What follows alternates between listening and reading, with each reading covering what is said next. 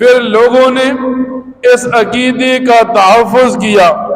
کتابوں میں واقعہ یوں آتا ہے، نبی کریم صلی اللہ علیہ وسلم کے زندگی کے آخری دن ہیں، ایک آدمی کھڑا ہوا جسے مسیلمہ کذاب کہتے ہیں۔ اس نے نبی کریم صلی اللہ علیہ وسلم کو لکھا، آپ بھی نبی رہیں، مجھے بھی نبی مان لیا جائے، آپ اپنے آپ کو بھی نبی کہیں، لوگوں سے کہیں مجھے بھی نبی مانے۔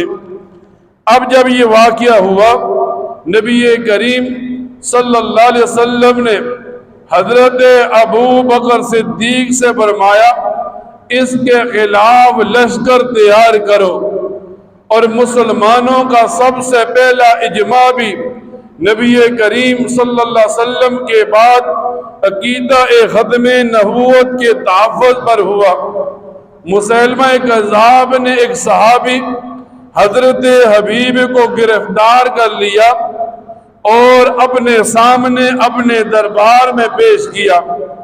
اب مسیلمہ کذاب حضرت حبیب کو مخاطب کرتا ہے اور یوں کہتا ہے، تیرا نبی کریم صلی اللہ علیہ وسلم کے بارے میں کیا رائے ہے، تیری میرے بارے میں کیا رائے ہے؟ حضرت حبیب فرماتے ہیں، میں نبی کریم صلی اللہ علیہ وسلم کو اللہ کا برحق پیغمبر ماننے کے بعد اللہ کا آخری پیغمبر مانتا ہوں، اور تجھے میں کافر مانتا ہوں۔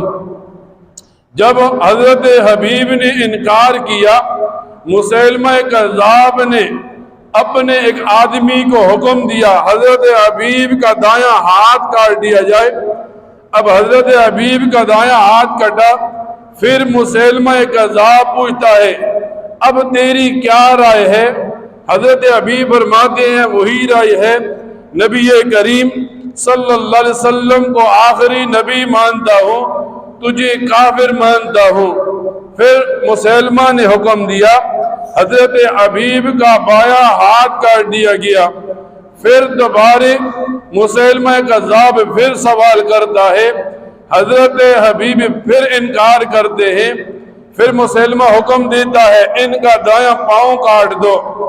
پھر چوتھی بار یہ بات چلی، حضرت حبیب نے انکار کیا، اب مسیلمہ کہتا ہے اس کا بایاں پاؤں کاٹ دو۔